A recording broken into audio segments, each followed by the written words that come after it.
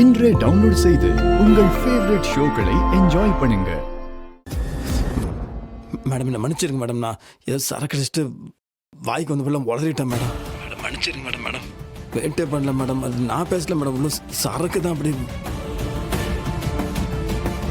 Madam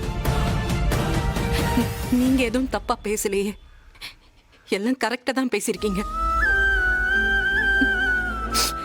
நேத்து நான் சொன்னதுல எந்த மாற்றமும் இல்ல. நீங்க யாரு வேணாலும் கல்யாணம் பண்ணிக்கோங்க, எனக்கு அதுல பிரச்சனை இல்லை.